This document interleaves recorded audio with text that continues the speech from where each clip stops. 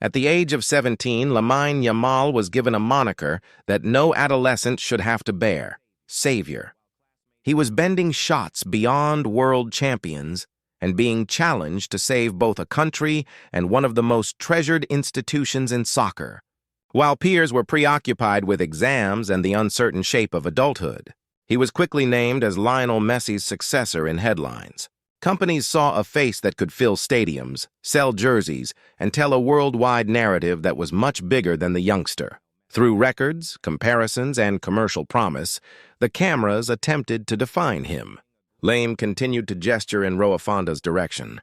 The final digits of the 08304 postal code, the working-class district where his trip started, were sent whenever his fingers formed the numerals 304 following a goal. It wasn't a made-up catchphrase. It was an assertion that notoriety could broaden his horizons without granting him the authority to change his past. After winning the World Cup and winning Europe, the pressure had only increased by the age of 19. When the football world is already attempting to portray him as a finished product, how can a young player safeguard the youngster he still is? The family that reared him and the neighborhood that shaped him? Lamine Yamal's trip was measured by rail fares, music, family discipline, and maybe a cup of coffee that no one asked his father to buy before the world knew his name. Lamine Yamal Nasrai Ebana was born on July 13, 2007, music in Esplugues de Llobregat. He grew up in Roafonda, a working-class district in the coastal city of Matau, which is not far from central Barcelona but far from the glossy pictures found in vacation brochures. The practical rhythm of shift work, school timetables, public transportation, music, and the ongoing duty of maintaining a household in the face of financial instability characterized daily life there. Lem was raised at the crossroads of multiple identities. He was born Spanish, but his mother had subtropical Guinean ancestry, and his father had Moroccan ancestry. His early aspirations were supported by those roots, which influenced the family and community before they were included in his public sporting narrative. One particularly illuminating recollection from a local pub demonstrates how much his early travels relied on modest deeds of kindness. El Cordove's proprietor, Juan Carlos Serrano, recalled occasionally passing a cup of coffee to Munir Nasawi, Lamine's father, without giving him a bill. Music. Although the gesture was straightforward, the few euros saved may be used to cover the cost of his little son's train ride to Barcelona's academy.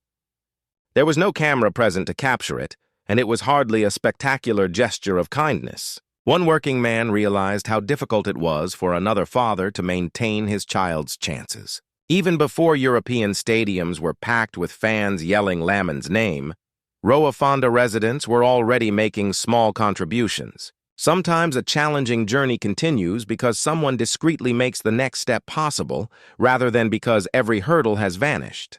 That childhood community persisted years later, when Line started using his fingers to construct the number 304 under the lights of large stadiums.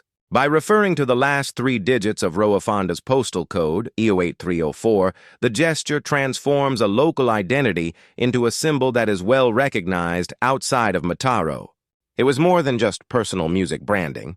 It brought back memories of the streets where he played, the family members who stayed there, and the neighbors who had witnessed the start of the journey before success seemed certain.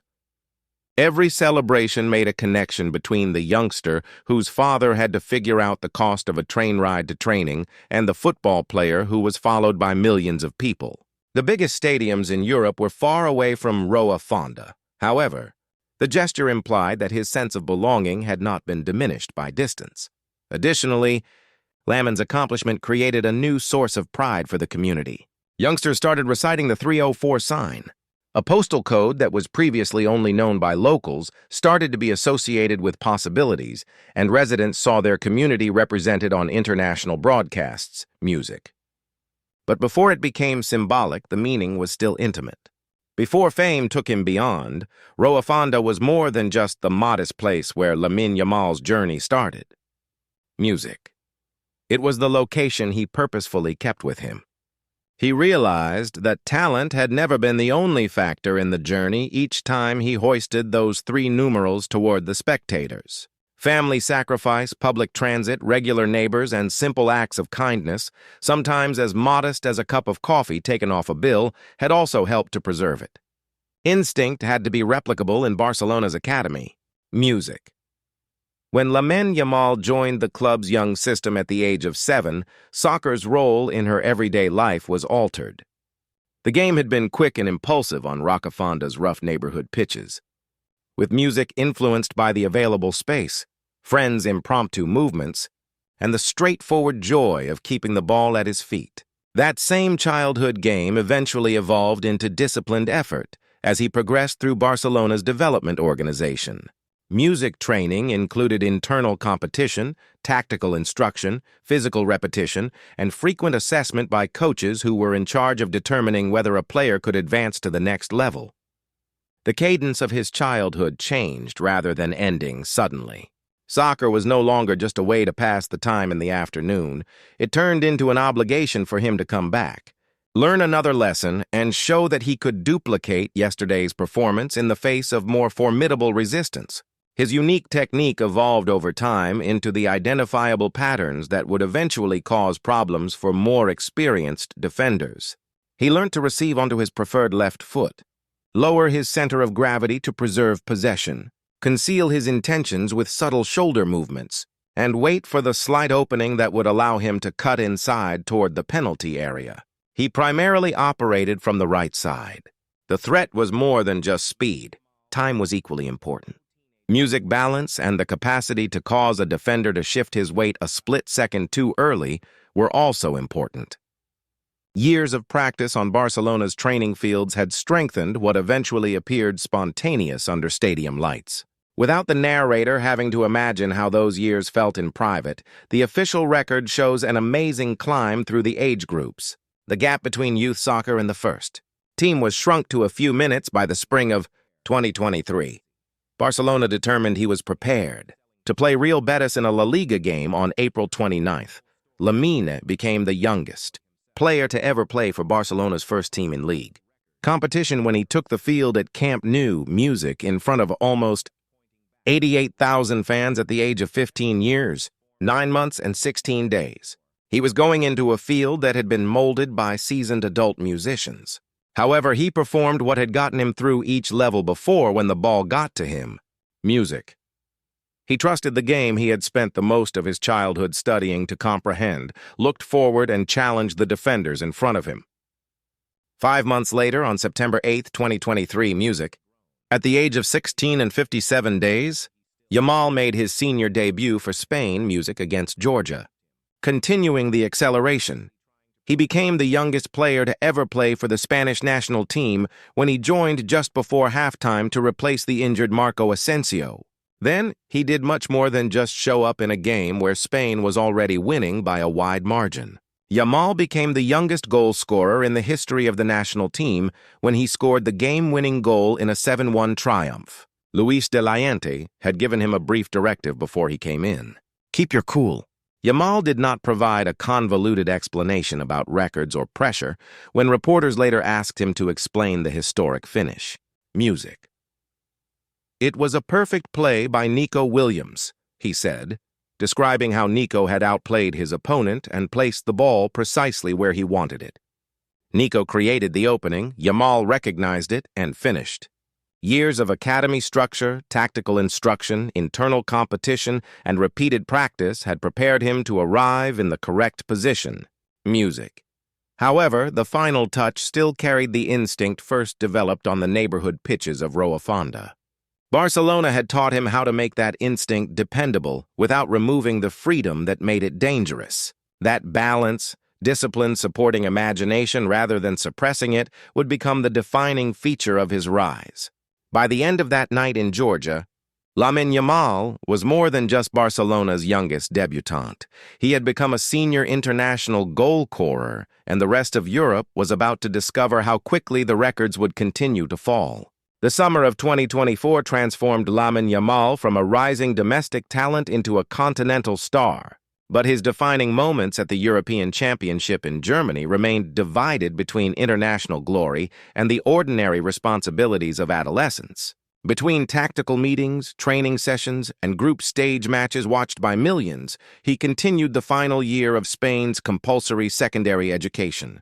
Music Lamine had brought his schoolwork to Germany, attended classes online, and used the quiet hours in his hotel room to complete assignments on his tablet before joining teammates such as Nico Williams and Ferrin Lopez downstairs. On June 28th, another kind of result arrived. He learned that he had passed the 4th year of compulsory secondary education, closed the application, and called his mother to share the news. The contrast was almost impossible to invent. One of the most closely watched players at the tournament was still waiting for the same academic judgment faced by students his own age. With that responsibility completed, the tournament continued toward a semi-final against France. Spain conceded early and needed a response against a team that had allowed only 1 goal in its previous 5 matches. At 16 years and 362 days old, Lamine received the ball outside the penalty area, shifted it beyond Adrien Rabiot, and opened a narrow shooting angle. He curled the ball beyond Mike Magnan, watched it strike the inside of the post, and became the youngest goal scorer in European Championship history. The goal did more than establish a record. It pulled Spain level at a moment when the match had begun moving away from them and gave the team the confidence to complete a 2-1 comeback.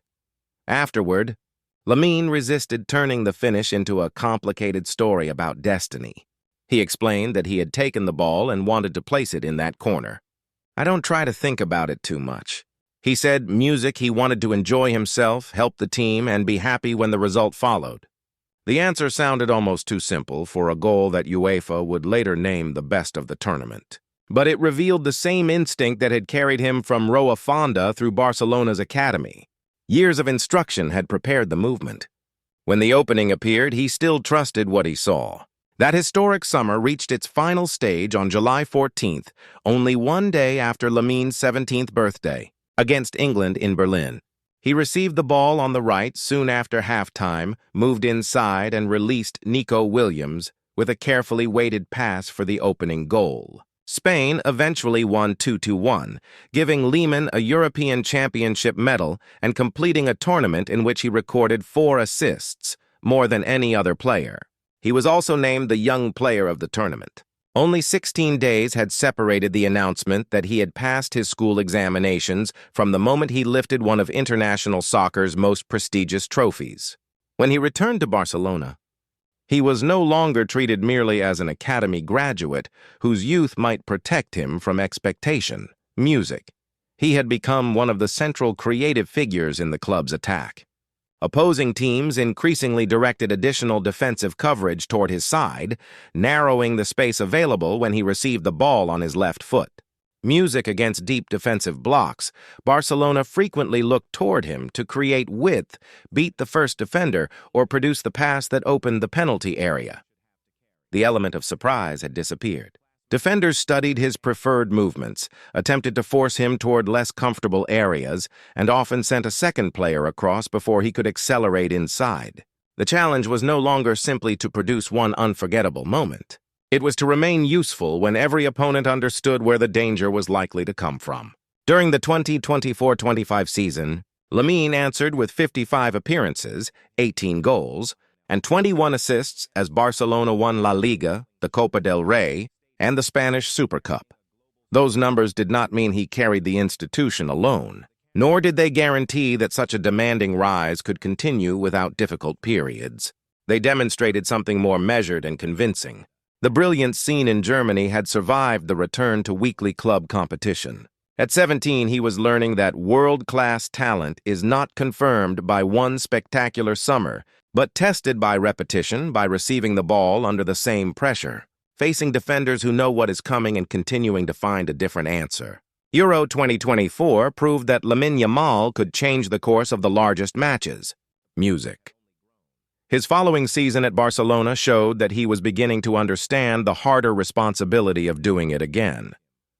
Only weeks after the celebrations in Berlin had ended, the momentum of Lamine Yamal's historic summer was interrupted by a family emergency that made soccer feel suddenly distant. On August 14, 2024, his father, Munir Nasawi, was seriously wounded in a stabbing following an altercation in the Roa Fonda area of Macau, the same community that had recently celebrated his son's European Championship triumph. He was taken to German's Trias Ipuil University Hospital in nearby Bologna, where his condition was initially described as serious but stable. The news spread rapidly from Catalonia to international outlets because the family had become recognizable far beyond the neighborhood. Yet behind the reports was a private reality that no sporting achievement could make easier. Lem was only 17 years old. The following day, after attending Barcelona's morning training session, he traveled to the hospital to visit his father. Cameras recorded him arriving and later leaving, turning a family visit into another moment observed by the public. The attention was so intense that he had reportedly been advised not to visit immediately after the admission because the media presence might disrupt the normal work of the hospital. Only a month earlier, cameras had followed Lame beneath the falling confetti of a European final. Now they followed him outside a medical facility where the only result that mattered was his father's recovery. The medal, the records, and the applause could offer no protection in that setting. For those hours, Lem was not Barcelona's teenage phenomenon or the youngest goal scorer in European Championship history. He was a son entering a hospital to see whether his father was safe. Encouraging news followed. Munir remained conscious. His condition improved, and from the hospital, he offered a brief message to those who had expressed concern. "Thank you all for your encouragement. I'm better now." A big hug to everyone. On August 16th, 2 days after the attack, he was discharged and allowed to continue recovering at home. The relief surrounding that moment was quieter than the celebrations Spain had experienced in July. But for Lamine and his family, it carried a different kind of importance. 1 month had contained 2 images that could hardly have been further apart. In Berlin, Lamine had stood beneath confetti after helping his country win one of soccer's greatest international trophies. In Bologna, the family waited for confirmation that Munir could leave the hospital and return home. The contrast did not diminish what Lamine had achieved at the European Championship: music. It placed that achievement back inside the life of a 17-year-old whose closest relationships remained more important than any medal. Fame had expanded the number of people watching the family, but it had not changed the basic fear created when someone they loved was suddenly in danger. Nor had it changed the relief of seeing that person recover. Lion's extraordinary summer would always be remembered for his goal against France, his assist in the final, and the championship Spain carried home. Within his family, however, it would also be remembered for a far more personal victory: his father walking out of the hospital alive, returning to Roa Fonda, and being given the chance to recover among the people who knew him long before the world knew his son. The 2025-26 season asked Lamine Yamal to prove that the extraordinary year before it had not established a temporary standard he could never repeat. He entered the campaign no longer protected by novelty. Defenders knew the familiar movement from the right wing toward his left foot. Midfielders shifted across before he received possession, and opposing coaches built additional protection into the spaces he preferred to attack. Barcelona also carried the expectation of defending the league title. While Lamine was increasingly treated as one of the players responsible for deciding whether that ambition could be fulfilled, he responded with 16 goals and 11 assists in La Liga, finishing as Barcelona's leading league scorer and providing more assists than any other player in the competition. He was named the league's Player of the Month 3 times, becoming the first player to win the award that often in a single season. His influence also continued expanding in Europe.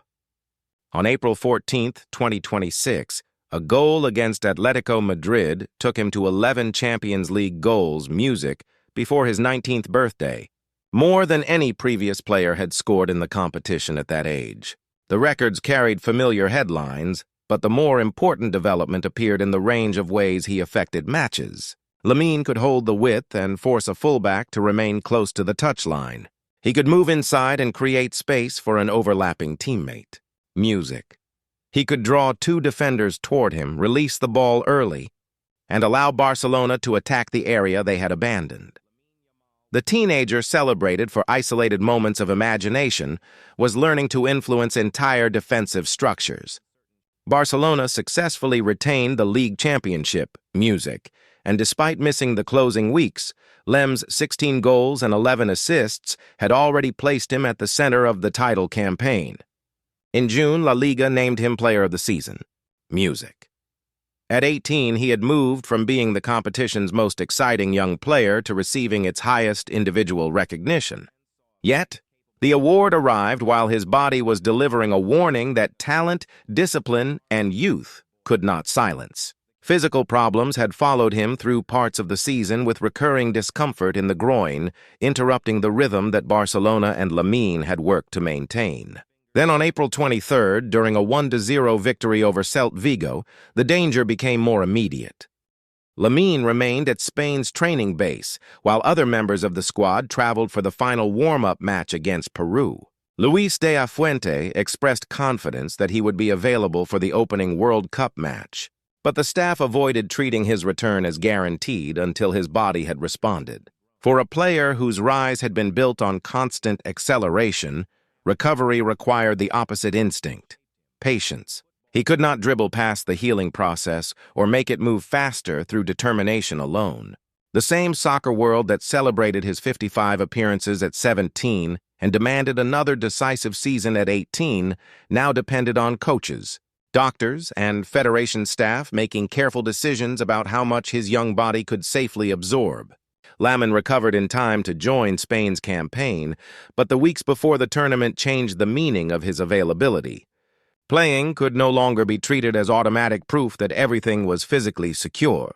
Even during the World Cup, Spain occasionally managed his training separately as a music precaution after demanding matches. The challenge surrounding his future was therefore larger than whether he could continue breaking records.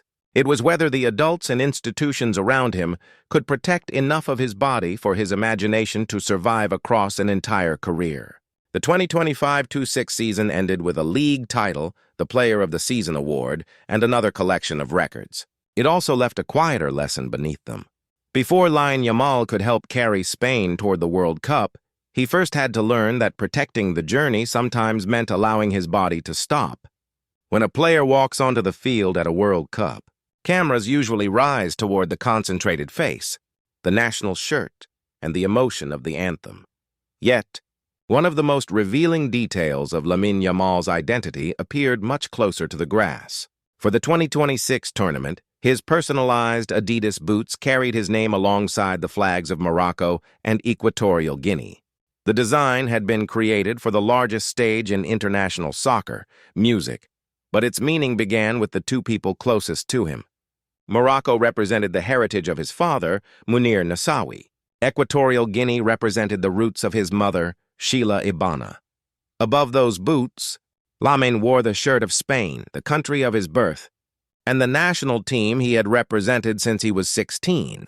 Nothing in those symbols needed to compete. They simply allowed different branches of his family history to travel with him at the same time. The boots offered no complicated declaration. They were a quiet acknowledgement that the player visible beneath the stadium lights had been shaped not only by Barcelona's academy and Spain's national team, but also by the people whose histories had begun far beyond either one. His familiar 304 celebration completed that personal picture without requiring the story to be explained again.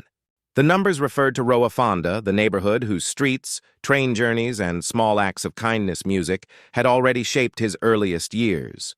Each time he formed them with his fingers, he brought a trace of that childhood into stadiums that once seemed impossibly distant. The flags pointed toward his family. The numbers pointed toward home. Together, they showed that success had enlarged Lamine's life without erasing its beginning. He could wear Spain's colors with pride while keeping the people and memories closest to him visible in small personal ways. For Lamine Yamal, reaching soccer's largest stage did not require leaving every earlier part of himself behind. It simply gave him a larger place in which to remember them. The change from a gifted young winger into a more complete professional could not be measured only through goals, assists, or the number of defenders he beat. By the 2026 World Cup, opponents no longer treated Lamine Yamal as an unfamiliar teenager. They knew he preferred to receive the ball on the right, understood how quickly he could move it onto his left foot, and regularly shifted additional defenders toward his side before he could turn. The spaces became smaller and every decision had to arrive earlier. His response was not to abandon the freedom that made him special. It was to understand that he could influence a match even when the ball was somewhere else. Music. That growth became visible against Portugal in the round of 16. Lamine was still 18 when Spain entered a tense match that remained scoreless until Miquel Mourinho struck in the 91st minute.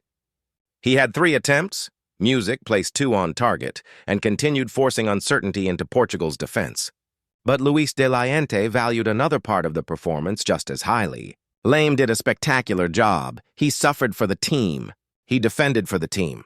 The coach said afterward, De Fuente called it one of the most important matches of the teenager's life because it showed him how to remain useful when brilliance did not immediately produce a goal. Lamine tracked runners, Music recovered his position and accepted the tiring work required to protect a narrow contest.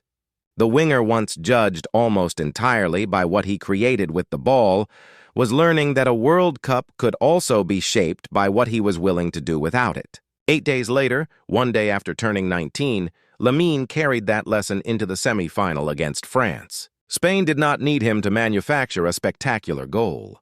They needed him to recognize the decisive moment before it disappeared.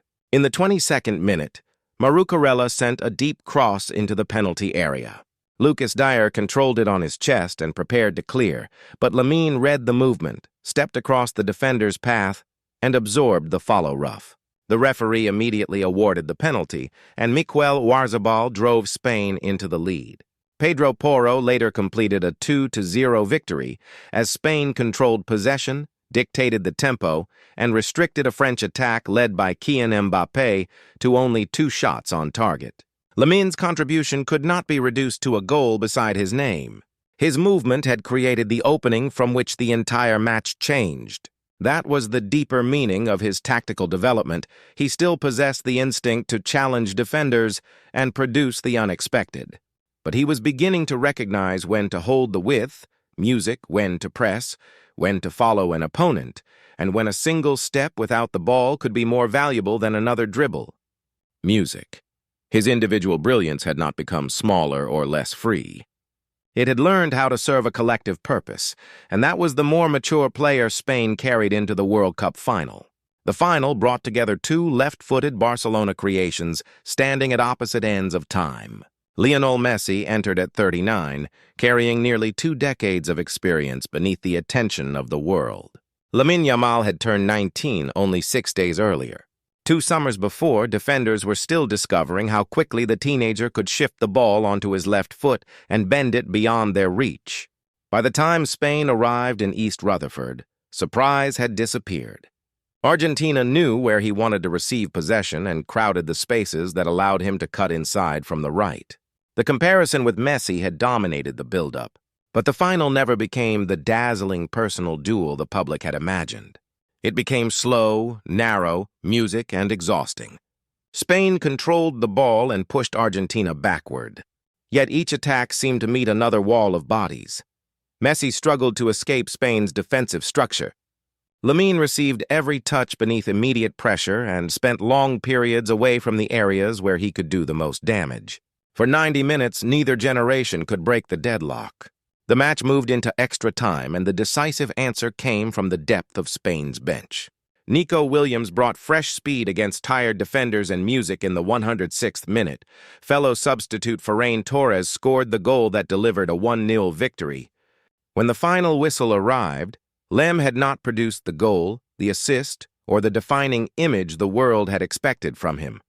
Music. Yet he had remained patient, followed the structure of the team, and accepted that the greatest victory of his life did not require him to become its solitary hero. Spain lifted its 2nd World Cup because the group found an answer when its most closely watched teenager could not find one alone. For a player called a savior before he was old enough to finish school, the lesson carried unusual weight. Sometimes the young star carries the team. On the greatest night, the team carried him too. When Lamine lifted the World Cup, he became a European champion at 17 and a world champion at 19. Achievements that seemed almost impossible for a player who had only recently completed his secondary education. But the celebration did not remain beneath the lights of the stadium in New Jersey. It traveled across the Atlantic and poured into the streets of Spain. Nearly 2 million people filled Madrid to welcome the champions home, waving red and gold flags as the players carried the trophy through the capital on an open-top bus. Music, marked with 2 stars, and the words, "Kings of the World." In Barcelona and cities across the country, supporters sang, embraced strangers, and celebrated a second world title.